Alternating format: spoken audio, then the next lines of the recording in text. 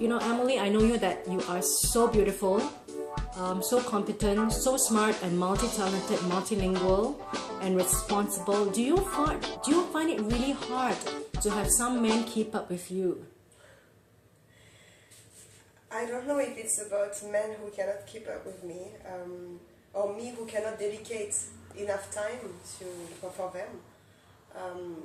But yes, I find it hard to find the right man, and to conceal it with to balance it with my working life, which takes a lot of my time, and obviously which at this stage I cannot give up on.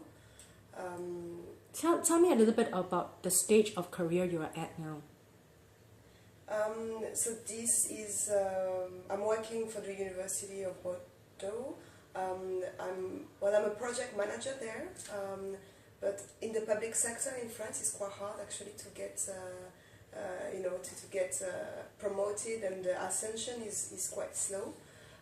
So I'm actually looking for new opportunities, but I feel like these new opportunities and the road I'm going to take in the next years is going to be key to my career, and this is why it's a big struggle, because this is also a big turning point in my personal life as a woman, as a 30-year-old woman who also has aspirations such as having a family, and of course I have personal goals as well, of being a better person, of having a rich friendship life as well, and all that requires time, all that requires sacrifice sometimes, but does it really require sacrifice? Well, I had to sacrifice my career for that. Yeah. And because at this particular stage in the world right now, the world is opening up to very capable, ambitious women like never before. And the world is giving a lot of opportunities to talented women who really work up on the career ladder. So do you find it such a struggle, like if you're offered a good job, that you say that you're offered something in Beijing, and yet you have to find it like, hey, maybe, hold on, I need to consider other social aspects of my life. That's why it makes it so much harder for a career woman in this new century. Definitely.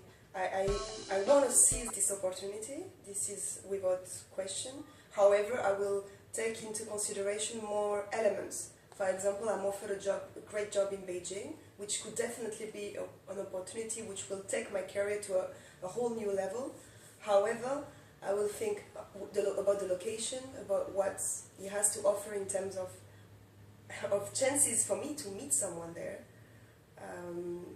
and hence to actually also fulfill my aspirations of being a woman and a mother.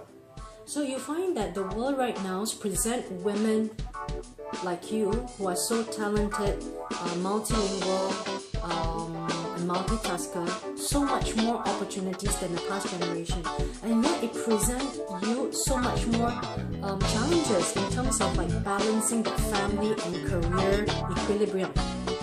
So in that sense, it makes your decision making so much harder, right? Exactly, that's the point. It does make my decision making harder, but it shouldn't, because if men, on the other hand, would be apprehending this trend of female becoming more accepted on the market and given more opportunities as a chance to actually just have a partner who is at the equal level with them, which could be a great thing as well, for having a family that is not only composed of someone who is working for the family and one who is just taking care of the kids, whoever it might be, the male or the female, then it could also be interesting. So I wonder why it's such a challenge. Maybe because as women we're not. I don't know. Actually. Is it because that you find it? You find that at this century you can prove to either yourself that you are capable, and you can also prove to the external people that you are capable. The internal and external affirmation for a woman right now, it's an element that has not been presented to the past generation like your mom, like to show the world how good you are. Yes, exactly. What do you think? I'm sorry, can you question?